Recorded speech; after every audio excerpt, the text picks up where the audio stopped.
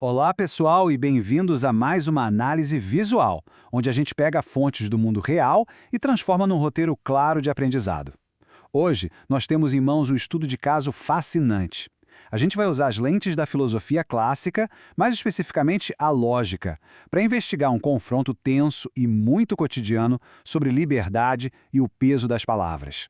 Então vamos mergulhar nisso juntos e ver como a estrutura de uma conversa aparentemente simples desmorona rapidinho quando a busca pela verdade é trocada por táticas de pressão. O nosso roteiro de hoje tem 5 pontos principais. A gente vai passar pela anatomia do diálogo, o conflito inicial, os julgamentos distorcidos, o uso da força e fechar com a relação entre lógica e democracia. A ideia é usar o livro Lógica Socrática, do Peter Crift, como uma verdadeira lupa para destrinchar uma transcrição real entre um cidadão e agentes da polícia. Ponto número 1. A anatomia de um diálogo. Para a gente contextualizar de forma bem neutra e imparcial, a situação é a seguinte. A transcrição vem de um empresário chamado Marcelo. Ele é abordado por policiais que pedem para ele retirar uma faixa vermelha que tem a palavra ladrão escrita nela, porque está acontecendo um evento presidencial ali por perto. E o que vem a seguir é um debate que vai muito além de leis. É, no fundo, uma disputa sobre o significado das palavras. E para analisar esse encontro sem se perder, o livro do Peter Crift traz um conceito incrível chamado de os 3 atos da mente. Pensem nisso como os degraus do nosso pensamento. O primeiro degrau é a simples apreensão, que é basicamente entender com clareza o que um termo significa. O segundo degrau é o julgamento, que é quando a gente junta essas palavras para afirmar se algo é verdadeiro ou falso. E o terceiro, por fim, é o raciocínio, onde a gente constrói um argumento para explicar o porquê daquilo. A gente vai usar esses 3 passos exatos para descobrir onde essa conversa dá errado. Isso nos leva à parte 2, o primeiro ato, o conflito. Pois é, o atrito aqui não começa debatendo nenhuma lei complexa, mas lá no primeiro degrau da mente que a gente acabou de ver. Qual é o significado de uma palavra? Se a gente olhar aqui, do lado esquerdo, o Marcelo tenta manter o termo ladrão numa linguagem super comum e genérica. Para ele, é uma crítica ampla ao governo como um todo, e não uma pessoa específica. Em termos lógicos, ele tenta manter a extensão da palavra bem ampla para evitar qualquer acusação de insulto pessoal. Só que, do lado direito, os policiais forçam uma definição super específica. Para eles, a cor vermelha mais a palavra ladrão significa obrigatoriamente um ataque direto ao atual presidente. Eles ignoram completamente o contexto genérico que o cidadão tentou dar. E é exatamente aí que entra o que a lógica chama de falácia da inclinação ou slanting. Sabe quando alguém usa palavras que já vêm carregadas de um valor negativo antes mesmo de provar qualquer coisa?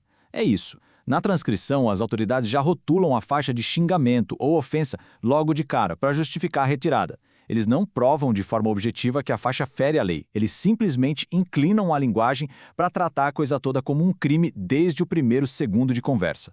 O que nos puxa para a parte 3, o segundo ato e os julgamentos distorcidos. No segundo degrau da mente, a gente faz afirmações baseadas em fatos reais, no que existe de verdade. Pela lógica socrática, uma autoridade deveria sempre zelar por fatos objetivos. Mas dá só uma olhada nessa fala dos agentes na transcrição. Quem está lá no evento pode entender como ofensa, aí eles procuram o direito deles. Certo, a gente tem um julgamento bem distorcido aqui. A ação de censurar a faixa não está sendo baseada na intenção comprovada do Marcelo e nem numa legalidade estrita. Ela está baseada numa mera probabilidade psicológica. Ou seja, no achismo puro de que quem passar na rua talvez se sinta ofendido subjetivamente. A verdade factual ficou de escanteio.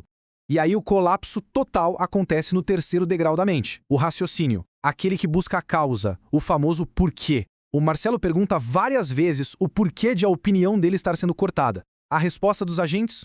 Eles dizem que os superiores não vão considerar isso como opinião. Gente, essa é uma ruptura brutal com a lógica. A autoridade, do nada, passa a decidir o que é verdade e a busca fundamental do ser humano de entender o porquê de algo é completamente silenciada e suprimida. Entrando agora na parte 4, o terceiro ato, a força. Escutem esta fala que está na transcrição. Quando vierem os nossos superiores, eles vão vir com mais rigor. Pessoal, esse é o ponto de virada absoluto do caso. É aqui que qualquer resquício de argumento lógico ou de debate sobre o que uma palavra significa evapora. O raciocínio lógico é jogado pela janela e substituído por uma clássica tática de coerção. Nos manuais de filosofia, essa tática tem um nome específico, ad baculum, ou apelo à força. É quando a gente substitui um argumento lógico por uma ameaça implícita ou pelo medo para forçar o outro a fazer o que a gente quer.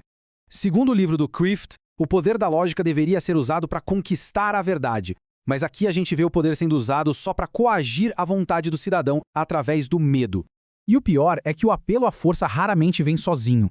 Tem outras falácias de desvio rolando aos montes ali. Tem a famosa carteirada, o ad verecundium, onde esses superiores são usados como uma regra dogmática e inquestionável, e também tem um apelo emocional, o ad misericordium. Eles perguntam para o Marcelo para que passar por isso, tentando convencer ele a tirar a faixa para evitar a dor de cabeça, apelando para o cansaço em vez de discutir se ele realmente tem o direito legal de se manifestar. É o desvio perfeito da mente para fugir da razão.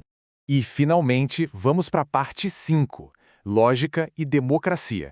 A gente consegue ver um abismo gigante entre duas formas de encarar o mundo. De um lado, a gente tem um método socrático, que usa perguntas para esclarecer os termos e buscar uma verdade que seja objetiva. Do outro, a gente vê a coerção, que usa avisos pragmáticos, pressão e várias falácias materiais só para abafar qualquer dúvida e silenciar a expressão. E quando a abordagem lógica é engolida por esse tipo de pressão, a capacidade humana de pensar criticamente também é. Tem uma frase do Peter Crift que resume tudo de forma brilhante. Ele diz que o sucesso da democracia depende, em última análise, da nossa capacidade e determinação de pesar argumentos e evidências de maneira racional. Lógica, pessoal, não é um jogo de quebra-cabeça de filósofo numa torre de marfim. Lógica é uma ferramenta essencial para o dia a dia. É a base que garante que as nossas relações na sociedade e com o Estado sejam governadas pela razão e não pelo medo de uma patente. A gente viu aqui como o sentido de uma simples palavra numa faixa pode escalar muito rápido para a suspensão total do raciocínio e o apelo aberto à força. Então a reflexão que eu quero deixar martelando aí com a gente hoje é esta. O que acontece com a base de uma democracia quando a força da autoridade simplesmente substitui o poder do argumento lógico? É algo vital para se pensar da próxima vez que a busca pela verdade for trocada por um porquê eu estou mandando. Muito obrigado por acompanharem este estudo de caso e lembrem-se de sempre questionar as premissas. Até a próxima